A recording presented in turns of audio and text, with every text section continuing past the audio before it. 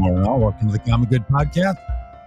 February 21st, first edition, Wednesday. So often, Wednesday. We talk a little bit about we have a little fake topic that we find so fascinating.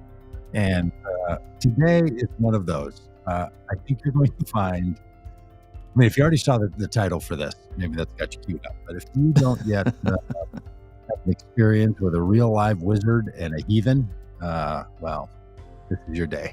This is your day. Welcome to the Common Good Podcast. Yeah, so Dan, here it's going to be 47 degrees and sunny today. We might hit 60. So. Yesterday it got up to 60. It was like, wow, okay. Laughable. Just laughable. This is Michigan and Minnesota, friends, that we're talking about here. This is not Alex in Florida. This isn't Jim in California. This is Minnesota and Michigan, where it's 47 and sunny and 60 in February. Yeah, in February 21st, to be clear of that, 2024. Thanks, Biden. Appreciate the great weather. Hey, Dan, do you remember when we walked into the Parliament of the World Religions this summer, and we were like, all right, we're setting up a booth, working with a project that Joe Carson, frequent listener, made possible to have there. We were talking about whistleblowers, and then we're also doing our Vote Common Good thing at a little table at basically, if you've ever been to a trade show, this thing is a trade show of the world's religions. Yeah, just conference, rows and rows of booths and exhibits, as well as the big main room with stage and lights and all that. But yeah, just the classic, then a big lobby and people with lanyards around their necks. But in this case, it was people from all around the world representing world's collection of religion. And this is a meeting that happens on a fairly regular basis. It's not annual. Sometimes it goes 10 or 20 years. I think maybe it happened once and then had a 30-year hiatus and then was back on. But anyway, it happened. But it's been going since the 1800s. I don't know if you remember this. It's been a thing for a while. Yeah, like around the World's Fair or something, if I remember right. Maybe Chicago World's Fair. The book, The Devil in the White City. By the way, have you ever read the book, The Devil in the White City? No. A tremendous, historic, fictional book. True story about the World's Fair in Chicago, one that brought a number of things to the humankind, including the Ferris wheel. A whole story about how the Ferris wheel was a technology and an engineering feat that outdid the Eiffel Tower from the previous World's Fair. And there was all this competition about what thing was going to make this World's Fair famous. So all kinds of things. I think Aunt Jemima pancake mix and maybe some other food like Skippy peanut butter or something. Huh. So World's Fair. It was a big year. And also, it's like 1890 something. And also a murder. A mass serial killer working the World's Fair. And so this book tells the story of both of these things happening at once. And it is tremendous. I think the person's name is Eric Larson who wrote it. And I rarely remember a random author like this, but so good. So if you're going on vacation or you just need a little read, The Devil in the White City, highly acclaimed. I'm going to check that out. But yeah, it was fascinating. We got together at the Parliament for the World's Religions. Didn't know what to expect. I liked the idea, but zero expectations of what it would be like. And it was just a kaleidoscope of colors and religious garb. Just found it fascinating in all the ways. And it was a reminder of, we have religious garb in our country. We have some people wear robes. Some people it's just a suit and tie, but it's a very particular look depending on your denomination. And as a reminder that we all play dress up a little bit. It's all cosplay. It's all cosplay. Life is cosplay. So if you think, what wisdom could come out of some guy that wears the same hat and outfit every time he goes somewhere? I was pleased to meet Oberon, the wizard, who also had a hat on, because I wear this silly blue hat all the time in my professional work, and often the same outfit, a blue shirt of some variety, and then almost always the same pair of like burgundy pants. It's a bit of a uniform. So if you've never noticed, or no, nobody should care, but it just makes it easy for decision making about what I'm going to do when I do work stuff. So I put that outfit on all the time, and I was wearing this during this interview with Oberon, who you will see in a moment, is dressed as a wizard with a wizard hat, a beard that should be a national treasure, and a staff in his hand and a robe. The And whole deal. he'll be quick to correct you. He's not dressed as a wizard. He is a wizard, and this is how he dresses.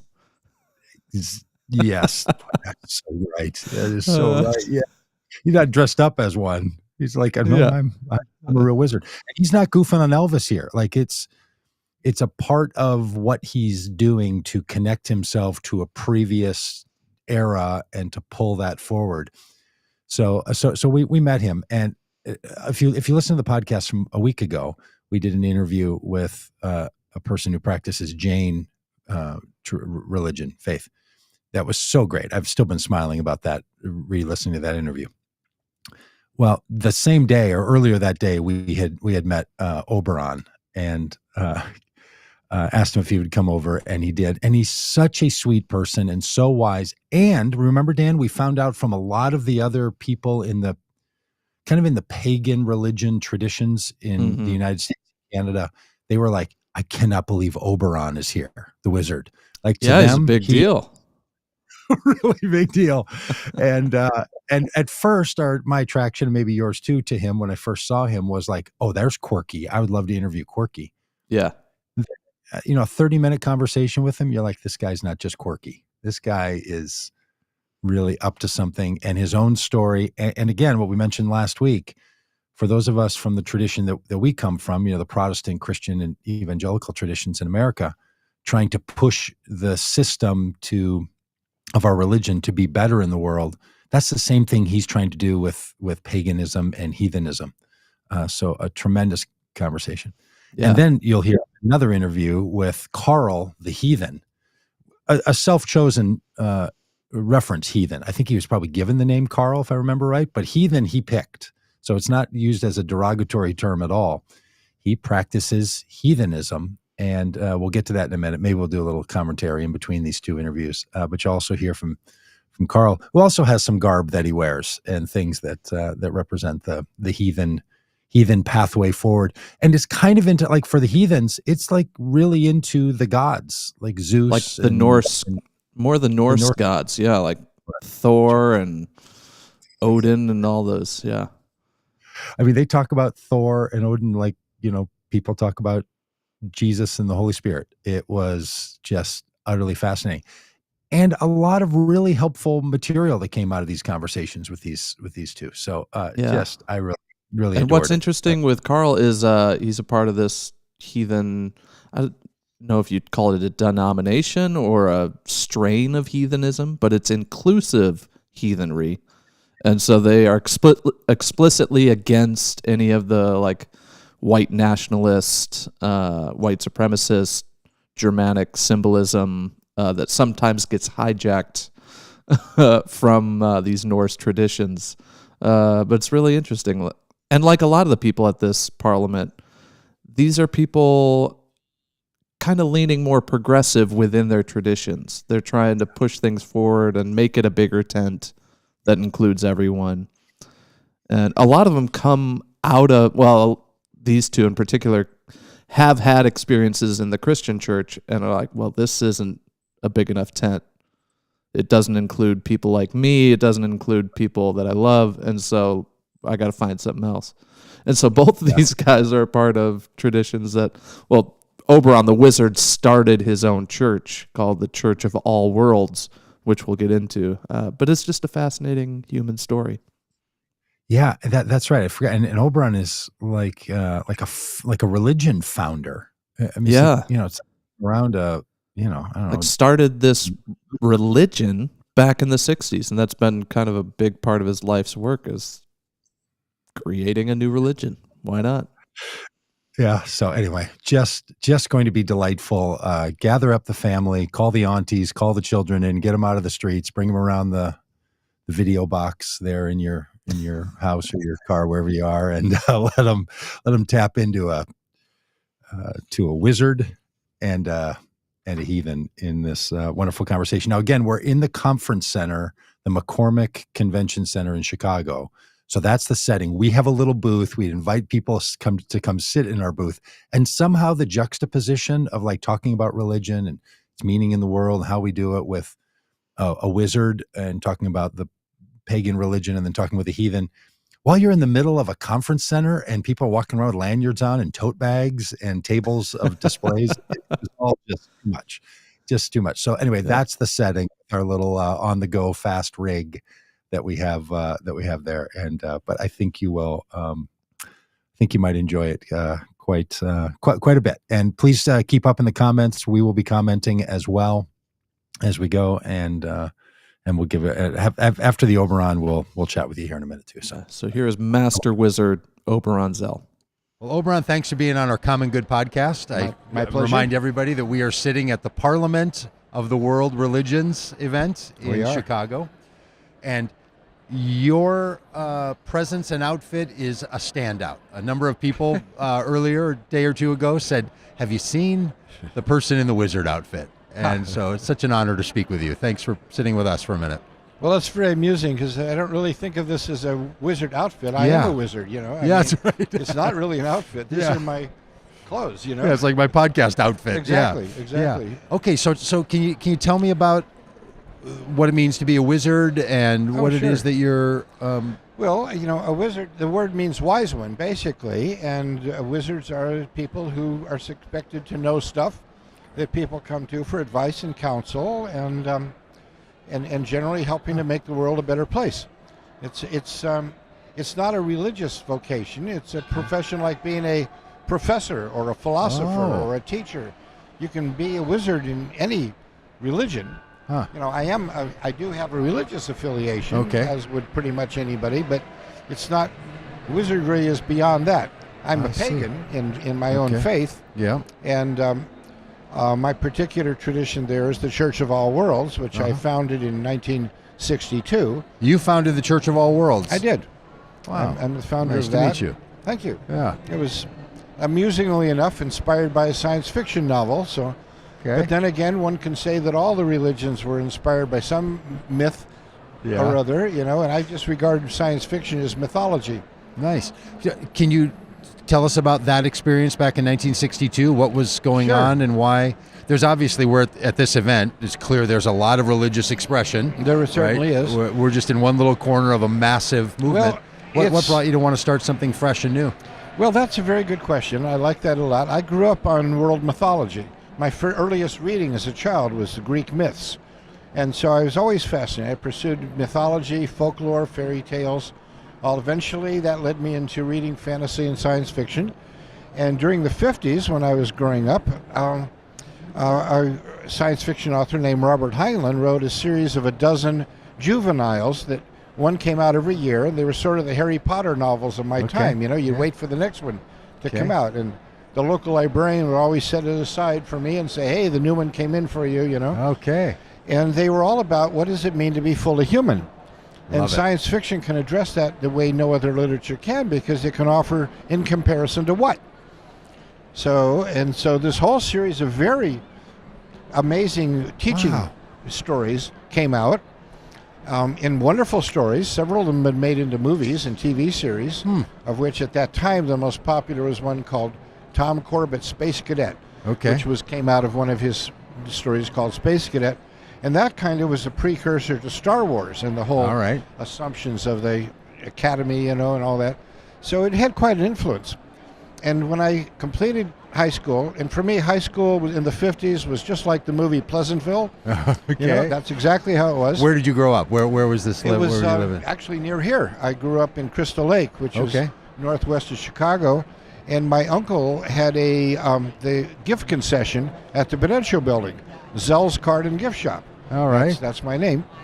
And And on my summertime, I worked at the top of the rock, at the gift shop, way at the top of the Prudential Building, which was at that time the tallest building in Chicago. And on the weekends, when I didn't have to work, I'd come in and go to all the museums here. So I was very connected with Chicago. It was kind of my home territory. Yeah. Even though you lived in like a small Pleasantville town, you were coming into the... Yeah, it was about 50 miles out, and they had a train. It was a bedroom community. I know you were going somewhere with that story, but can I circle back to that comment you made about science fiction? Yes. Gives us an additional way to ask the question, what does it mean to be human? Because we can contrast it with something else. Exactly. And that's a real wizardly comment. That's really wise. Well, you mean like, because then you can introduce aliens or other cultures and civilizations or religions to reflect on the question of humanity. Exactly. A lot of people who don't pay attention to science fiction don't know that that's what it's doing. They think what people are doing is talking about just other silly things that aren't real. Right. But you're saying, no, there's another way to read science fiction, which is a reflection on the human endeavor, which just feels like what religion wants to do is ask the question, can we be human in a more flourishing way? Precisely. I mean, the great questions are, who are we and where do we come from and where are we going and how will we get there? These are the big questions we all have to ask ourselves.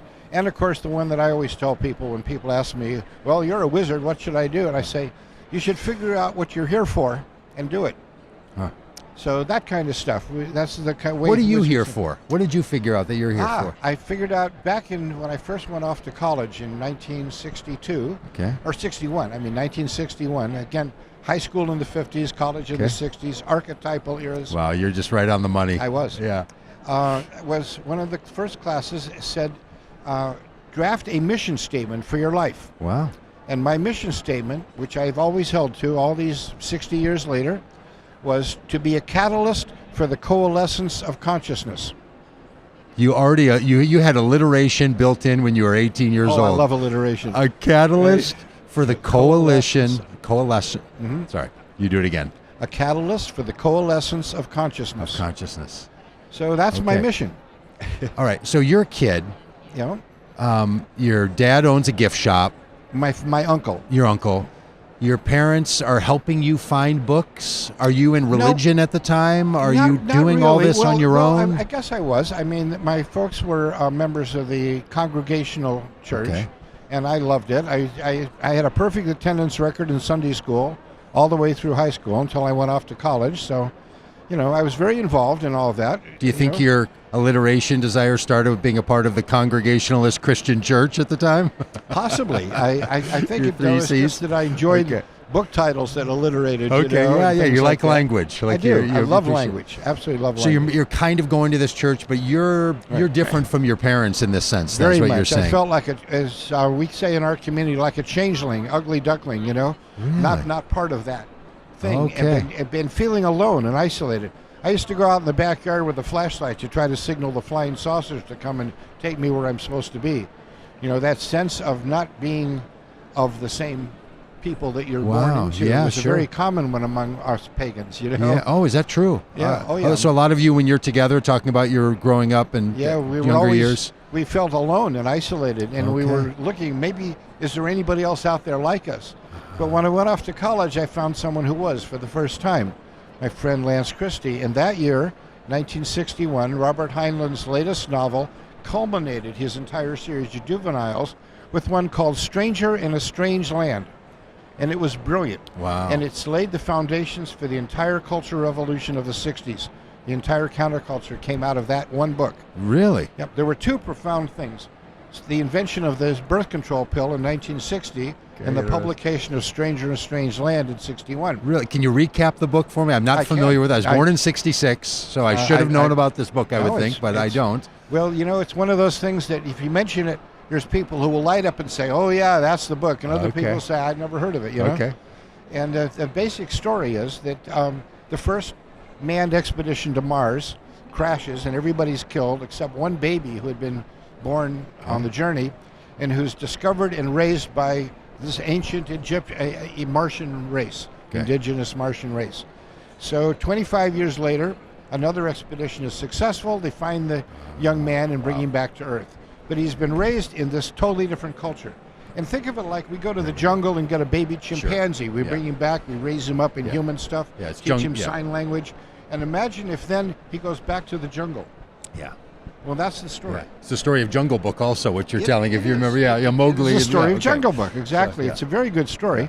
And he just did it with a science fiction flair. Love it. So this kid comes back with all these. See, in Jungle Book, the Mowgli is being raised by animals. Yeah. But imagine if the same story had been raised by superior more aliens. Sophisticated. Okay, Right. I see what you're doing. Yeah. So that's the story. And he looks at all the things we take for granted, and things like, politics and sex and relationships and religion and afterlife and money and politics, all kinds of stuff that nobody had ever written in science fiction before about. These were taboo topics, but they're ones we just take for granted. And as each of these is examined, the reader becomes one of the companions following along with this Martian kid, whose name is Valentine Michael Smith. And somewhere along the line, he encounters this wise old wizardly character who is in fact the author, Heinlein, who injects himself into all of these stories as the wise old man who offers advice and counsel. So he's the wizard.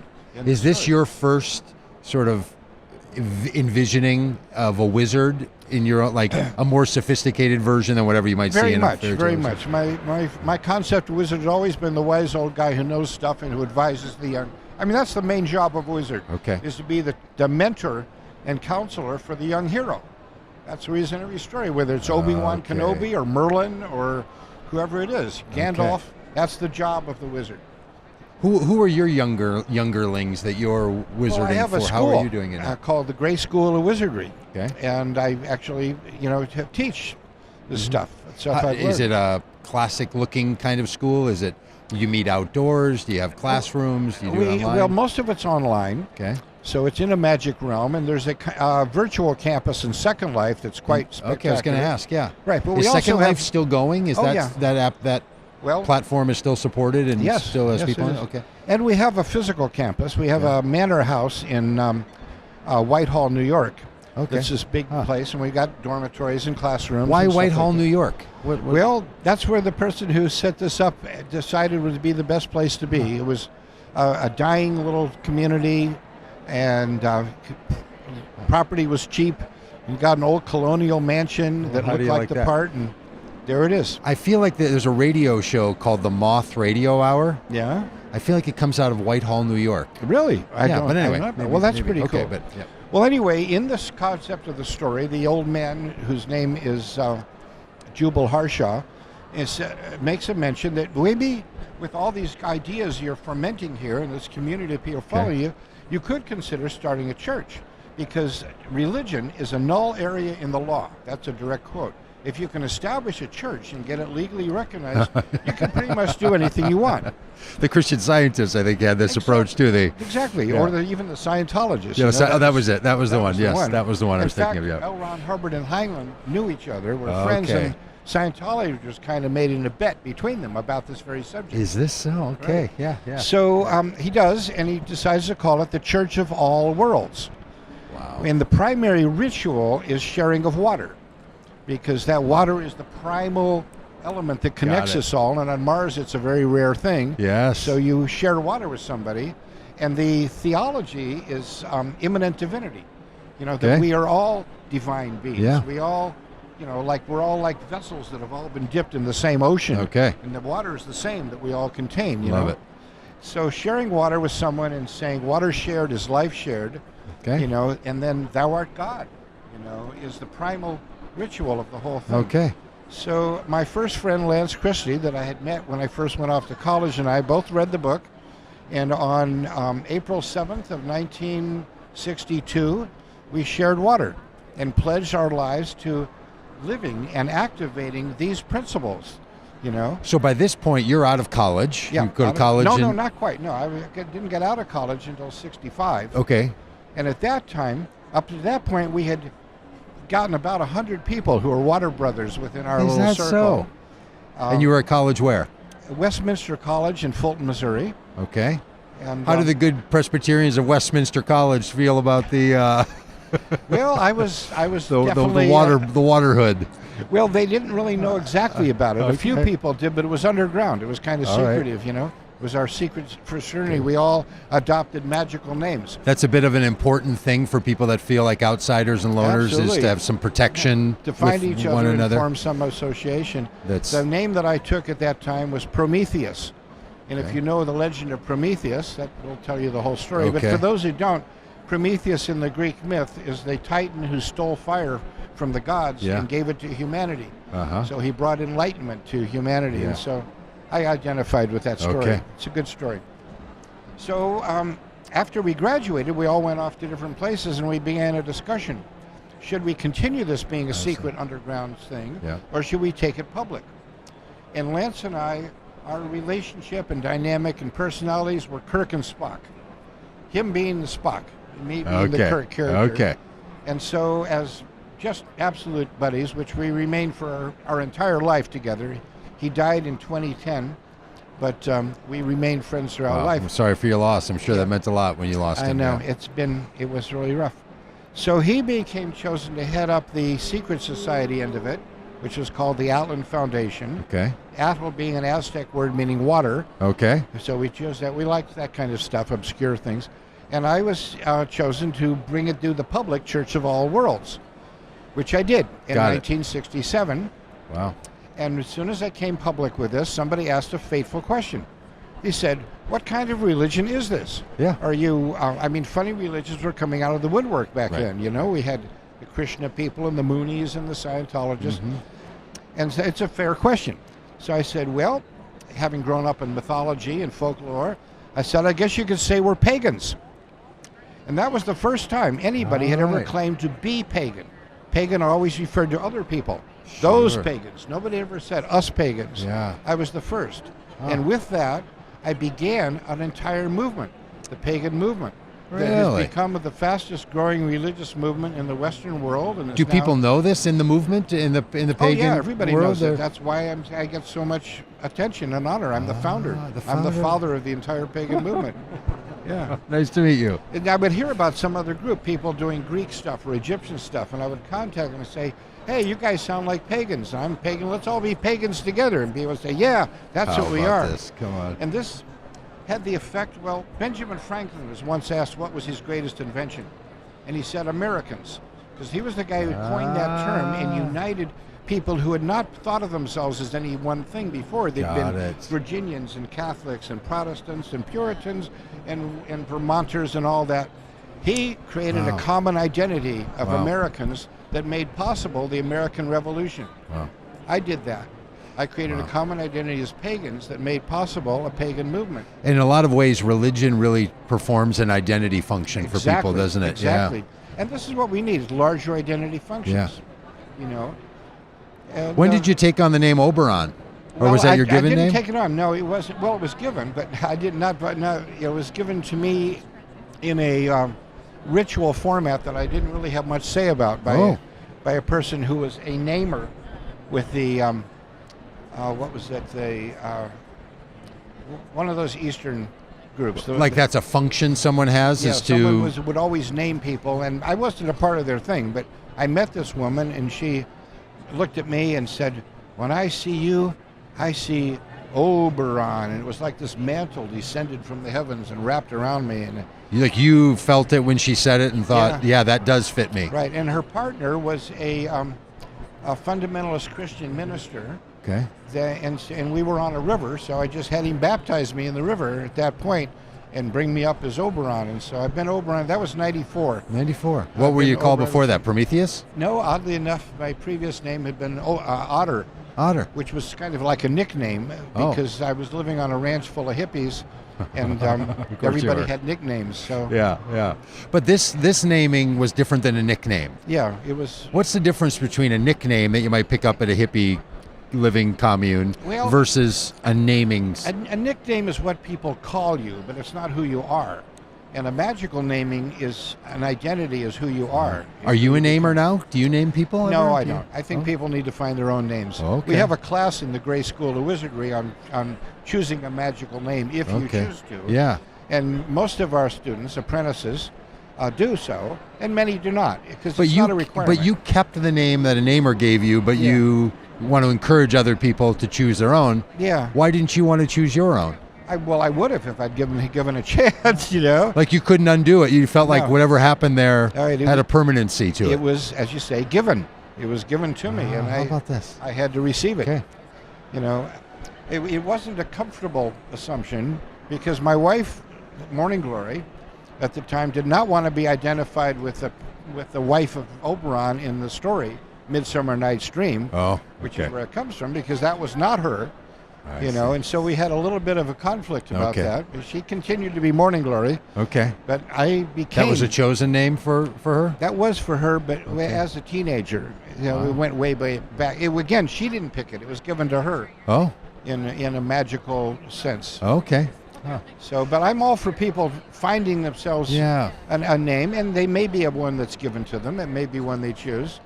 It's whatever works.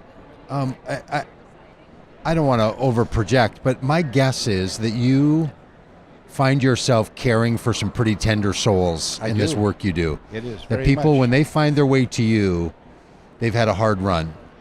People haven't understood them, and they haven't understood themselves, and they feel... Well, I worked professionally for 10 years in the slums of St. Louis with the Human Development Corporation, and I worked in family services, and I had clients coming in off the street all the time who were really having a hard time. Yeah. I ended up kind of specializing in women who were in abusive relationships, which was just heartrending because I would work so hard to help them get out of that, you know? And every time they would go back to the guy, every time. And that was just, for 10 years I did that. And then eventually I just couldn't do it anymore. And I went back into teaching because I'm also a teacher. You know, I got a teacher's certificate and stuff because I had two ideas in mind. One was creating a religion that worked, and the other one was creating an educational system that worked. Okay. And the religion one took up decades, but I was successful. I'm very pleased. You know, I think my biggest innovation in that was the concept of Gaia. I was the first person to originate the concept that the entire Earth is a single living organism, equated with the ancient Greek goddess of the Earth, Gaia. Okay. And about that was 1970, and about 3 years later, a British atmospheric scientist named James Lovelock came up with a very similar theory that became really famous. Okay. So now everybody knows about Gaia, but they don't necessarily know it through my version. Lens. They know it through his version. Well, so you're a school teacher and you're working on the Human Development Project as a caseworker or something. Were you able to look the way you do now, or was there a point at which you took on the look that you currently carry? Well, I grew a beard in college, and I've kept it ever since. Okay. So, you know, I've worn different outfits depending on what I'm doing. You know, you have this wonderful blending of your hair into your beard. It's indistinguishable where the hair begins. And well, that's all come from age and being an old man. You know, well, it's I'm great. 80 years old. You know, so you're 80 years old. Yeah. Well, you're looking really fresh thank you. and yeah. My beard would have been a lot longer, but I lost a lot of it when I had cancer a while back. You know, and the chemotherapy kind of, you know, took away most of that. So I've been trying to regrow it ever since, but it's never quite recovered. Yeah, how are you doing with the cancer? Where is gone, that? Completely gone. Okay. It was colon cancer, and they took out my entire descending colon and put me on chemotherapy. It was a big deal. That's a big deal. Big deal. How long ago was that? It was in 2007.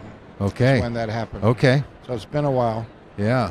So that adds some complications to life if you don't have a descending colon. Yeah. I have friends that have that situation. Yeah. And my life mate, Morning Glory, died 9 years ago. We had 40 years together, and we were an amazing couple together. She was wonderful. And after 9 years, I've just recently gotten engaged to another wonderful, amazing woman. Is this so? I'm very excited about. Okay. So that means there's a marriage coming, or something? On next May 17th, we're planning a big marriage ceremony. Okay. Is there a reason for that date? You seem to be someone who picks things pretty carefully. Well, it is. We got together at an event called May Moon Magic at a pagan retreat center in Tennessee called Serenarid that she was one of the founders of. So we met there this year at the Beltane Festival, which is normally May 1st, but they do it on the full moon closest to it. So next year, the festival will begin on Friday the 17th, and we're scheduling our big marriage for that time. Wow. Well, congratulations. Did you? Thank you. 9 years ago when Morning Glory passed, did you wonder if you would ever have this kind of relationship again? I did, and it'll be 10 years when we finally get married, and I didn't know, Yeah. I mean, so I've been kind of on walkabout all that time, drifting around the country. We were in California at the time, and I've been all over the Western Hemisphere visiting people and traveling and on walkabout. And finally, my path took me to Asheville, North Carolina. All right. Which is where I am now. Wow.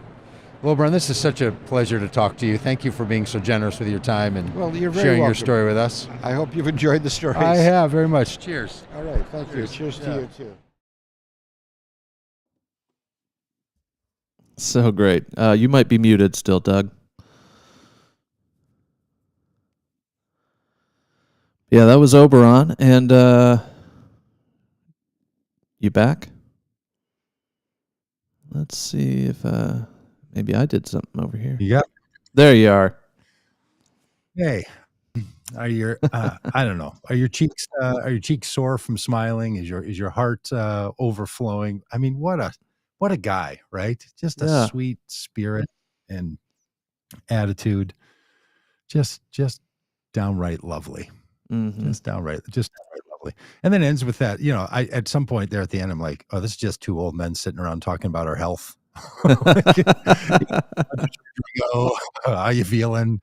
And then he pivots into I fell in love again. I mean, just really, because look, this is the thing. You can wrap your religion in lots of packaging. We all do. You think you wear an outfit like Oberon, you wear a hat like mine, you wear a stole, you wear a collar, you wear tight jeans and white sneakers that cost $700. Whatever your outfit is for your public, religion leadership. And in the end, you're people trying to find a way in the world and trying to figure out what you've been told and how you want to live and who you can love and how you're going to go. Like that's what we're doing. Not to take away from all those different outfits there and religions and different teachings and different that all really matters too. That's what gives life its.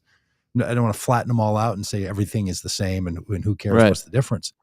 Because the difference is what makes everything so interesting. You know. But I love that bit where he's talking about, he started this religion based on a science fiction novel that was really trying to help us answer the question, how do we become more human, more fully human? And I just thought that was really lovely, and hopefully it's the point of all religions to help us feel at home in our bodies and feel connected to something bigger than ourselves. And I just thought that was really nice. For sure. And one of the downsides to some versions of Christianity is that it tends to speak about people being godly in a way that is in opposition to being more human. And I think anytime, the Bible context or whatever is calling people for whatever godliness, it really means to be more human. There's a great phrase of Jesus about Jesus in the Gospel of John where he's called the Son of Man. That was one of the more common, and we immediately want to pivot that into the Son of God. Now, in the Gospel of John, they don't contrast those two. It's the same thing, right? Son of Man, Son of God. But boy, there's a sense that we want godliness to override our humanity. So much so that we have to whip up all kinds of theologies to explain this stuff around Jesus. Like there's a lot of code going on to run that software theologically. And, but I think you're right. Like the call to be human and human flourishing. That's what things are about. Well, we got time for another. Come find it. You want to jump into another interview here? We've got Carl Bonebright, self-declared inclusive heathen, and we can hop back. It's like when you're ordering desserts at a big birthday celebration, and you see, like just give us one of each. Let's get the heathens and the wizard, because this heathens one's also interesting. A young guy who feels like he's found value in heathenism and understanding the gods, also recognizing that that same tradition, as you mentioned in the introduction to all this, has been hijacked by the alternative right and the white right in America. And he kind of has that look, and he's like, oh yeah, no, we're fighting those people all the time. And so, every religion, every faith is in a context of some kind. And just fascinating. Yeah. So here we go. Good. All right. Well, welcome to the Common Good Podcast. We're here at the Parliament of the World Religions. The longest name, Carl, that I've ever seen for a conference. I haven't actually heard the second "the" in there yet, so I've just been saying "of." I know. Well, I did the same thing. I was saying, and I even wrote it as Parliament of World Religions, and then I saw the program and said Parliament of the World Religions, and I think that definite article is actually important because it's, I don't know, seems to work in English. It does. But our interest today is not only in Parliament of the World Religions, but is in heathenry. All right, so Carl, I walked by your booth, saw this flyer that says, what do heathens believe? And I thought this is fascinating. When I first walked by, and I'm like, okay, there's people who declare themselves positively as heathens as a way forward. Picked up the brochure, and I'm going to read the brochure, and then we'll let the words become flesh, and you can dwell among us and tell us what a real heathen is. I'll do my best. What do heathens believe? Heathens believe in the giving cycle. As the gods, plural, give to us, so we give to the gods, the spirits and the world around us and one another. We believe relationships are made richer and deeper through participation in this cycle of gifts. We give as the gods give, without the expectation or demand for anything in return. I've heard the word heathen I've been in Christianity since I was a teenager, and I don't know, for whatever reason, in Christianity, that's a word that comes up. But I've never heard people talk about it as a positive thing that they're into. So what's a heathen for you?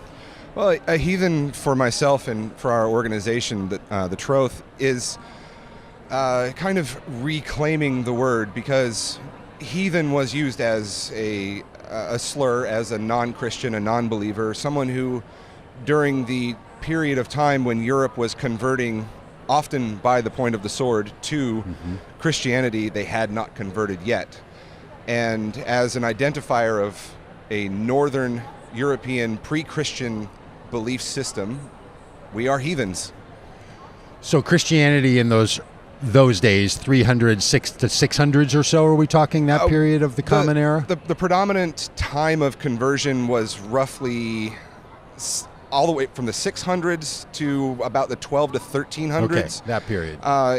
Really kind of like the big end cap for it, as far as I understand it, would be the Northern Crusades, which are often forgotten, involved a crusade northward in order to forcefully convert the few remaining pagan collectives up there. In what we call Northern Europe at this point. Scandinavia, Norway, Sweden, Finland, those areas. So I'm from Minnesota. I'm not Scandinavian myself, but all the people I hang around with are. So this would be the history of those people. And you're saying that Christianity used the term to define all those people who had yet to be converted as heathens. Right. And you're picking that frame as your understanding of how you view the world, because there was something positive that you found in that way of thinking and believing and living before Christianity arrived to convert it into something else. Yes, we appreciate and feel a resonance with the worldview of the gift-giving cycle of, and with the gods themselves as beings. Our organization doesn't really dictate how its individual members interact with the divine. Some of them only view the gods as almost like Jungian archetypes. Nice. And they appreciate the worldview of the community that they share among others. Others believe them to be distinct spiritual beings, pure polytheism in the classical sense. I'm one of those, but again, we have members who are across the spectrum. And what do you call it? Do you call it in the heathenry? Is that the phrase you use, or what? Or as heathens, we believe different things, or what's like? Yeah, as heathens, we believe a variety of different ways to interpret the divine and how we interact with them and how they interact with us. How long have you been referring to yourself as a heathen? I've been So pagan is kind of an umbrella, over umbrella term that has been used in a modern sense to describe any polytheistic approach. Oh. Like a lot of Wiccans call themselves pagans. There's Egyptians, they call themselves Chemetics. There's Greek revivalists, Roman revivalists. They're all pagans. They're all pagan is the umbrella term over Yeah, that, got kind of it. like how you have Baptist and Methodists and Okay. everything. They're all Christian. Yeah. So heathen is the term that we have agreed to apply to those who worship I got the it. Norse, Got what it. we use the Norse terms, so Odin, Freya, Thor, Loki, the Germanic-speaking groups of pre-Christian Europe. So if you're a pagan from and practicing the pre-Christian Northern Europe expression, you would be called a heathen. Heathen, another term that a lot of folks use is called ausatru, which is from two words, the aus or ace, the aesir referring to the gods, and true meaning true to the gods. True to the gods. Right. And how long have you been calling yourself that? What's been your journey into this? I've been a heathen for roughly, I want to say, about a decade now, give or take. My mother was a church organist, so I was raised through a variety of different Christian denominations, whatever hired her whenever we ended up moving. So I've been Presbyterian, Methodist, Baptist, Church of Christ.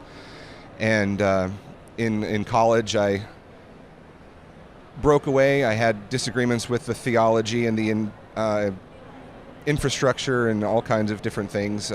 Kind of had a spiritual wandering, made my way through Taoism. I've interestingly found that a lot of modern pagans who have stepped away from Christianity usually go through at least one Eastern tradition, Buddhism, Taoism, or Hinduism, and before they end up in paganism. Interesting. And then heathenism just resonated with me. Huh. It was How so? Did you meet somebody? Did you go to a meeting? Find it online? What? I looked around online a little bit, and my partner at the time encouraged me to just kind of meditate on it. And it's the interesting. Your partner at the time was a heathen? No, was just another person who kind of was wandering with me, and Gotcha. they're actually Greek now. Okay. They work with Zeus and a couple others. It's my ex, so I don't know exactly what they're up to these days. But Congratulations on that. but Healing well done. Yeah, but anyway, so I did some meditations, and that is something that's actually been encouraged a lot for many people who are approaching this heathenry or paganism in general. Is, well, how do I interact with the gods? What if I feel a draw to Odin or Thor or Heimdall or Hel, the goddess, or Loki? What do I do? You sit quietly, you meditate, and you can make little offerings. The gods, it's very much in the old classical sense where you have a little glass of alcohol or water or whatever you think they might like, place it out, light some candles, and just meditate and see if you feel anything. See if you feel a call. And that's what happened to me. I started doing that. I started reaching out spiritually, and I felt a pull from the Norse deities, and I've been here ever since. Do you remember the first day you said to someone, "I'm now identifying as heathen"? Is that a day you can I really mark? don't, because it happened online where it was safer and more anonymous a lot. We have several people who are in our organization even who are still in the closet, so to speak. It's called being in the broom closet because paganism and heathenry are still not necessarily safe to be out in places of work or even family in many cases. We've had members who have been fired. There are stories of modern pagans who have had the custody of their children threatened simply for being pagan. So it started out online, and then I'm fortunate that in my career and in my place of work, I am far enough along that he's the weirdo, but he gets the job done. I'm a software engineer, so Okay. I can be out safely, and so it probably would have been 3 or 4 years after I've personally within my home and within my private life and even online in a few safe spaces truly became a heathen, that I was able to be out and proud, as it were. Did you feel, before you were identifying as a heathen, when you heard about them or reading, did you think, wow, these kind of are weirdos? Like, did you think that it was odd, or were you like, no, it never seemed, you wouldn't have thought of it as odd? I never really thought of it as odd, like, you know, the Portland, you know, flaming bagpipe odd, but it was a bit of a surprise of I was surprised that they were around. Yeah. To find that there are modern pagans. I mean, we've known about Wiccans since the Satanic Panic, but the idea of sticking to a specific pantheon and working to recreate and restructure and revitalize, and in many cases reimagine, because we don't have enough information, those pre-conversion beliefs and rituals and things like that. I was surprised that it was around, and that's one of the reasons I joined this organization, was to help get that information out there more, so that people could find out about it. So there's a group of people who've come from different heathen paths that join together to represent this larger heathen. There are a few movement? Yeah, there are a few heathen organizations out there, and, you know, disclaimer, many of them, and the ones, if you just search the news sites that pop up, will be, how do I put this delicately? They will be aligned with far-right or even white nationalist agendas at times. Yeah, I was going to ask about that. Like, I've seen that and heard that, partly because of the Northern Europe focused narratives. Yep. We call ourselves inclusive heathenry because we are inclusive of all social decisions, all social people, every race, nationality, ethnicity. The gods call whom they do, and we are not ones to judge who answers their call. So within heathenry, you even have inclusive heathens and folkish is what they call themselves. Folkish, what the rest of us might call exclusivist or exclusivist, extremists. Yep. Probably isn't helping you all in this day and age to have the far right Proud Boys, Oath Keepers, One Percenters, Trump followers. And I will tell you that one of the things that our PR group does is, when those, like January 6th, let's, you know, there's the shaman. He had a tree of life, and he had a Valknut tattoo. Yep. And he had that stupid helmet, and everybody called him the January 6th Shaman Viking or whatever. Yeah, the QAnon Shaman. Yeah, the QAnon Shaman. That was it. Yep. Yeah, and Jason, I think, is his name. Yep. Yeah. So that's we had to deal with that, and, you know, we keep our eye on the news when organizations pop up. You know, the groups that's buying that church in Minnesota, and they have a compound in Tennessee. Yeah. We want to be louder. We want to be in the news more. We want to show that inclusive heathenry is an option, and they do not represent our gods. It's amazing because Dan and I are from the evangelical world. Yeah. We're trying to do that same thing inside the evangelical world, countering these same, so often some of these same people, right, in these same movements, and then here the heathens are having to say, well, we have our own problem that's afoot. We should partner on some things. We really around should. all this. Yes, that is actually, to me, really fascinating. So the Heathenry organization, I mean, is structured enough that you're here representing them. Right. You have a booth. Right. You have printed material. Like, there's a whole. We have a whole publishing wing. We have books that are translations of the of the Icelandic sagas.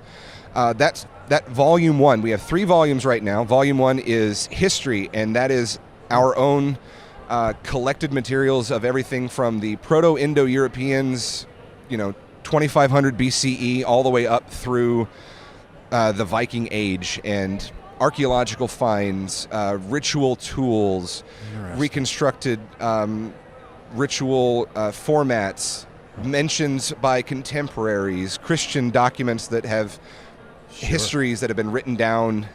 So, do you consider that a religious text or a sacred text? Or Heathenry, we like to say, is an orthopraxic religion. It's we practice right action as opposed to an orthodoxic religion where we don't really have a sacred text. like right belief. Yeah, the closest teaching. The closest thing to a sacred text is probably the Eddas. It's epic poetry from the Scandinavian countries, the two most famous being the prose and poetic Eddas from Iceland, written down by Snorri Sturluson in the 12 to 1300s. Wow. And it's funny when some heathens try to almost we call it Edda thumping, as opposed to Bible thumping, with the Eddas. You know, I tell them that the prose Edda was Snorri Sturluson's glorified Wikipedia entry. He didn't write it because he wanted to write down the myths of the people that had converted, because it was 300 years later. He was worried about a slam poetry style going out of favor. Nice. Because the poetry of the time relied heavily on a thing called kennings, which were very, very tight, specific metaphors. A prime example being there was a famous Viking king who went on many sea raids, and there was a poem that referred to so-and-so's stallion. And if you didn't know about this king and that he was a seafaring Viking, you wouldn't know they were talking about a boat in this specific poetic instance. And so Sturluson wrote down the prose Edda because you had to know about the myths and the famous people in order to keep up with the poetry. Wow. I mean, the parallels between that and how people should understand sacred text inside the Christian tradition, so similar, right? Like, it's context of a person trying to respond to a set of conditions in their time, and then over years are re-understood and infused with whole other meanings that then trouble people. Yeah, I mean, and it's not to say that we can't use these sacred texts or Wikipedia entries to find wisdom and to guide us on our spiritual journeys, but we can't treat them as what's the word? Unquestionable. Yeah. I mean, it's fascinating. Has it surprised you, knowing what you knew about Christianity in your earlier days, then getting into heathen world, to see so many parallels to the circumstance that any belief system with a group of people that have an ancient story that they're talking through? Are there times where you're like, wow, this is so much more like Christianity than I thought? There is a lot of similarity, and I think part of that is the nature of religion and how humans interact and splinter and disagree, and part of it is, as far as I know, in terms of percentages, we're at maybe 10% at most of people who would identify as heathen are second generation. So many of our members and people who identify as heathen are converts from Christianity, and so one of the things that we're having to do is kind of figure out what of our spiritual worldview is aligned with those pre-Christian views that we're trying to recreate, and what of it is culturally just kind of baked in thanks to Christianity's domination of Western culture. Yeah. Do you all have meetings? Like, I'm not saying for the big organization, but in your own group, do you have online meetings, in-person meetings? Well, the big organization has online meetings on the regular, and including educational meetings. We have what we call Heathen Essentials 101. It's learning through the myths and kind of a guided study through some of the texts of the Eddas, and that meets either, I think, monthly. And for our organization, as I said, we're a service and education organization. We're not necessarily a denomination in the traditional Christian sense, but within our organization we have groups and we have individuals in those groups. The term is kindred, kind of the equivalent to the Wiccan coven or a Christian congregation.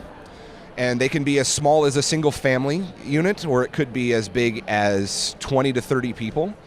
Our CEO is a part of a much larger group. They have 6 or 7 families. It's almost like a commune where they meet up on the regular. There's mutual aid, and it's I'm jealous, to be quite frank. Where I'm at, we have a very loose collective of general pagans and some heathens. We meet up once a month at the local meadery. Just Like where is that? Like what kind of Huntsville, place is it? Alabama. But what kind of place is a local meadery? The local like meadery a is restaurant or what's a fantastic place. It's just this tiny little meadery tucked into an artist collective that's in an old cotton mill in downtown Huntsville. Ravenwood Meadery. We know everybody there. They've got, and they set aside this nice big table with sheepskin rugs over on the benches, and we just sit and talk paganism and heathenry once a month. So one of the things that Christians are, from the traditions that I come from, are Right. trying to do is to modernize the expression of Christianity. Like, how do you figure out how to not have to be a 3rd century Roman or a 1st century Palestinian, Right. or a 17th century, Swiss person to be Christian? Right. And so a lot of people work really hard to do that, right? To modernize Christianity. Some people don't want to do that. They go old-timey, but some people really want to modernize. Is that true inside of heathenry too? Are there people who... Absolutely. In heathenry, we have modern heathens who... Okay, so one of our basic rituals is called a blot, B-L-O-T. The old word translates directly into blood because it would involve an animal sacrifice. Now, modernly, what we can use water and with the pine branch to bless the individuals in the ritual. Some people will use mead or wine if that's the case, and then we have and they self-identify as this. They're called Reconstructionists, and they make every single possible effort to go full 10th century pre-Christian with the garb and the animal sacrifice, and like they reconstruct some of the language for their rituals. They go old school. Not necessarily my bag, but I mean they clearly enjoy it, and they're getting something out of it.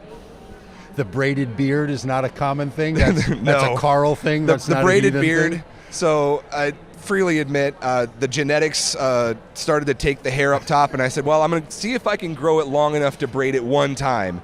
And it got to about here, and I'm like, I kind of like this, and it just kept going, and now it's my thing. Yeah. Now it's this your is my life signature. now. Yeah, but that's more of a Carl look. It is. Than it is a heathen look. Right. Is there a particular heathen? Like we're here at the Parliament of the World Religions. Right. A lot of religions have a look. They have head coverings. They have things you wear. They have pieces that are emblematic of something. Is there something like that inside your version of heathenry that is marking as a heathen? There is not, actually. And I don't know if you've seen, there were news articles a while back that started coming around, if you keep track of what's going on in the military. Some heathens were actually requesting waivers for beards like the Sikhs have.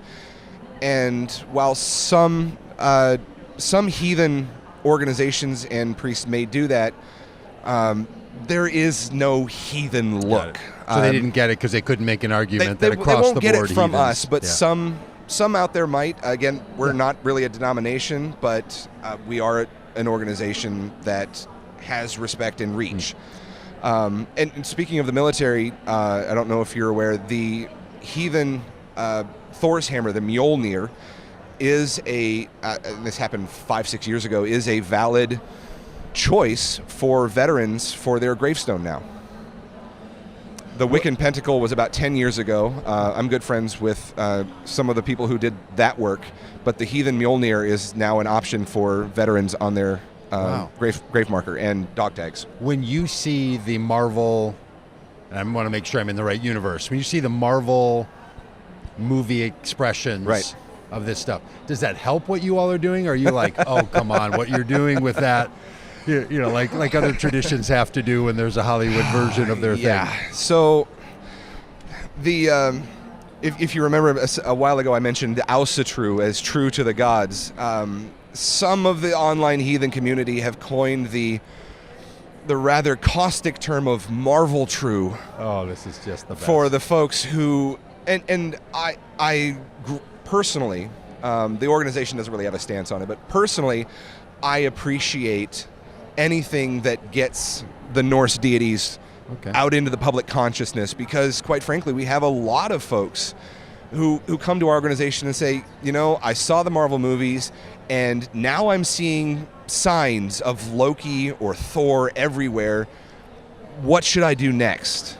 And it's like, it's a weird kind of evangelism for us, but there are others who kind of go in that odd direction with worshiping Tom Hiddleston, and it's like, that's not quite what we're after. Yeah. Man, it is just such a treat to me. Obviously, gift giving is the center of the heathenry that you're talking about. I started with that reading. What is the gift that heathenry has that Christianity ignored or demolished or set aside when it moved heathens into Christianity? Like, what was left behind that you think is really the... No one has asked me that question yet, so we got to get the wheels turning.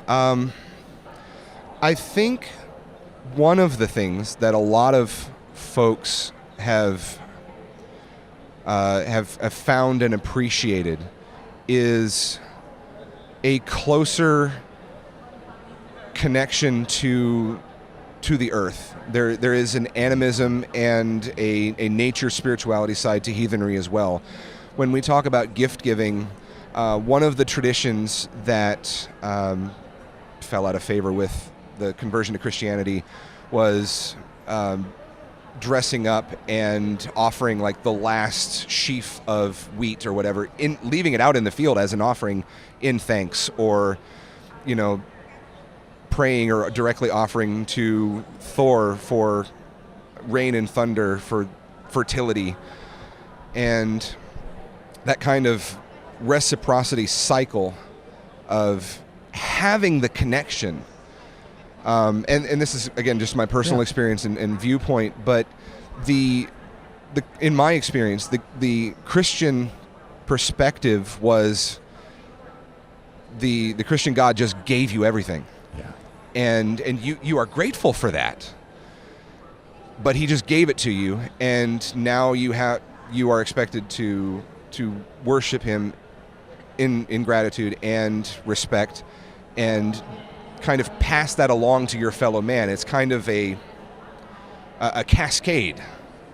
God gave to Jesus, who gave to humanity, who then you give to your fellow man. Got it. And one thing that I've really appreciated about heathenry is the gods give to us, and we give back to the gods in gratitude. And it's never giving an equal thing. It's giving offerings, and that we give back to the land, we give to our fellow man, and they may pass it along, which then eventually may cycle back to us, or it may not. Wow. But the gift-giving cycle feels, to me, more intimate, because it's between each being and each moment. With less reciprocity kind of built into the exchange. Kind of, yes. Yeah. Carl, this has been such a pleasure. Thank you. Yeah. It has, yes. What else should we know about heathenry? Is there anything else that we didn't? I could talk for hours. There is so much to know about heathenry. Okay. But again, that's a good thing to know, is that there's a lot. There's a lot out there. This is volume 1. There are 3, and each 2 and 3 are bigger than this one. Wow. We have a lot to say. The Troth.org is our website. TROTH. THETROTH, thetroth.org. Oh, Yep. And you can find out a lot about us there, and it's been great opportunity. Thank you. Cheers. I mean, come on. Literally can't make this up. Literally can't make it up. It's just. It's so funny too, great. because I was thinking during this video of growing up in a church world where if some of the people I went to church with knew I had a pagan or a heathen on our podcast, they'd be like, "Whoa, buddy." Like, that would be viewed with such fear, and like just talking to someone would be a huge taboo. And I almost think it's because someone knew, like, oh, once you talk to people from different faith traditions, you realize there's so much like us. There's more in common than we realized. And maybe we don't have to be afraid of our neighbors. Right.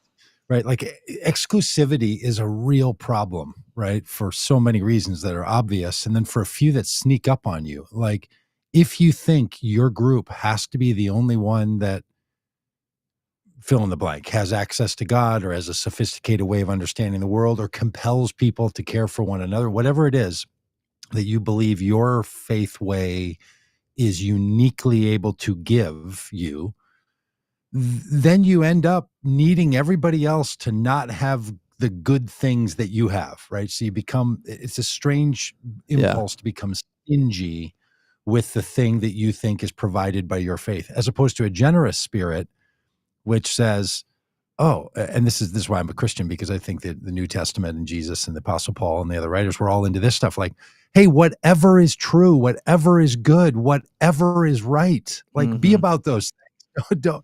Don't be picky, and don't be like separating yourself out from those other people as if you're the only ones that are exclusive.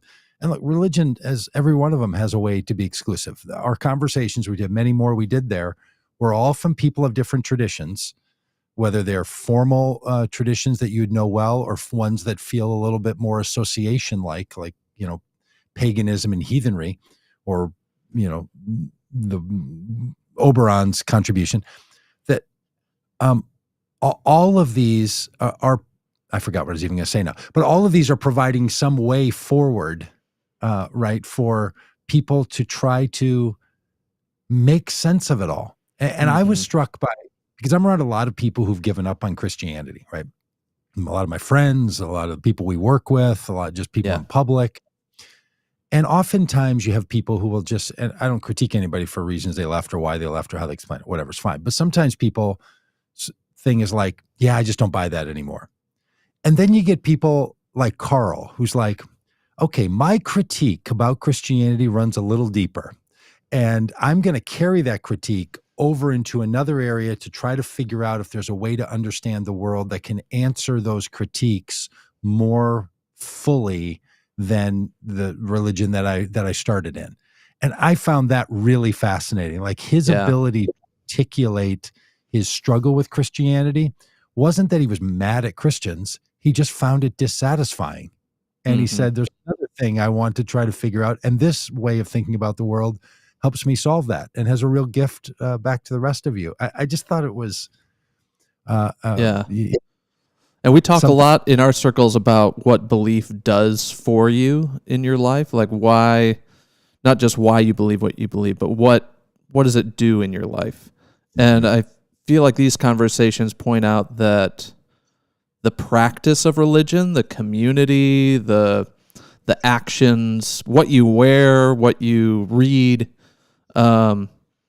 is almost as important as what you believe. Like a person like Carl seems like he was looking for belonging. He was looking for something that more people could belong to. That's why they went in this inclusive direction. But it's not just a social club either. You want like these rituals and these practices that ground you in something. And I just think that's really interesting. Totally. Totally. Just so, when you're in a religion like Christianity can be, where it feels like all the big questions already have the accepted answer to them. What are we up to? Why are we here? How do we get along? All this. And when it's like a reference book where you just flip to that part of the book and slide down and read the dilemma, and then there's the answer, which is the way a lot of people feel about religion and Christianity, that it's providing those kinds of one-to-one correlations. It really makes it kind of boring. And both Oberon and Carl, their approaches, at least for them, felt to me like it was all exploratory still, right? Like there was an open-endedness to it. And maybe it's because it doesn't have the same rich, thousands of years of traditions of millions and millions of people and full industries behind providing the answers and clarity and laser-like focus. But there's something in both of these that feels super interesting. And I couldn't help but think the early days of Christianity, as I read about them in church history and in the records that we have and the the Gospels and New Testament writings, felt more like what these guys were describing as their experience inside their religion than most of us experience inside of that very Christian religion, right? Like, Yeah. had that early vibey, like, hey man, we're figuring this out, and this is a little squishy. And you read about that in Acts. They're like, well, we've got this issue where like some people aren't getting enough food. We've got these widows. They're like, we have to come up with something to make sure that the widows are taken care of, and like that becomes a part of the religion itself. And you can see that at work with like these relatively new religions in the case of Oberon's church, or hearkening back and uncovering something even more ancient in Carl's case. It's really interesting. And then Carl's like, hey, we got to figure out, how we don't get dragged back into this textual argument, because that text was written in a very specific context, and I don't want somebody using the text as a club that's going to beat me up around these. Yeah. Oh, man, so we're all in it. And the whole like January 6th, like the QAnon shaman had some of the pagan, heathen Norse symbolism, and they're running into the same troubles that we are. We're like, not all Christians or not all heathens. It's like, look, there's some people trying to move this thing forward and others trying to pull it back into a darker time. And that seems to be a universal struggle. Yeah, right. I feel like, Dan, just a little side note here for, people can see us do our other work. We should pull that clip of Carl when we do the Christian nationalism training as sort of a little side note for people. Like, hey, by the way, if you're bothered by the fact that the guys inside the Senate chamber leading the insurrection were doing, a Christian prayer, also know that the heathens were quite bothered by what was going on because of the tattoos and that garb. An entirely other set of signs about how a member of their community or someone who's using the signs of their community was in there doing that. And we do live in this real mashed up world. So yeah, that was but look, I mean, this is the thing that this podcast, I hope, provides for people that listen to it, that I hope our organization Vote Common Good does for people. Just the daily reminder of how interesting people are. Just get them talking for 30 minutes, and by golly, people are interesting. Which makes me think this. For those of you that are regulars in this chat, Kimberly, Yabbits, Jim, Peggy, Alex, Mark, others, a bunch of you that are regulars, I feel like we should interview some of you sometime. I think we should turn the tables. Maybe do two of you in a session or something like this, and just do what we do with other people with you all, because you're equally as interesting and helpful. Your story is a guide for others that they would find so helpful. So if any of you are interested in that, reach out to us. Side note, shout out to Jim. He's going to be gone for a month. We'll miss you, Jim. Jim, where are you going for a month? What are you going to be doing that you're away for a month? He might already be out of the chat. Okay. All right. Well, we'll never know. Now we make up a story. We'll have to ask in a month. Yep. Okay. All right, y'all. Well, thanks for being a part of all of this. Kimmy, we'd love to have you in on this too. All right. All right. Great line from a Jackson Browne song called "The Rebel Jesus." Which, if you don't know that song, you get done here, go into places where you listen to music and look up "Rebel Jesus" by Jackson Browne. And he has this great line at the end where he's been critiquing Christianity and Christmas a little bit. And then he says, this is a blessing to you from a pagan and a heathen who's on the side of the rebel Jesus. So if we could play those songs without having a copyright strike, we would. But it's a great little line, from a pagan and a heathen who's on the side of the rebel Jesus, he says. Yeah. So I feel like that too. I feel like I became a Janus last week. And now I'm like Oberonian. People have already been calling me a heathen. But. You're like, hey, thanks a lot. I'm working hard on my Nordic god, but I just really feel like I'm a novice. I'm still a Nordic novice on this heathenry. All right, see y'all. Bye.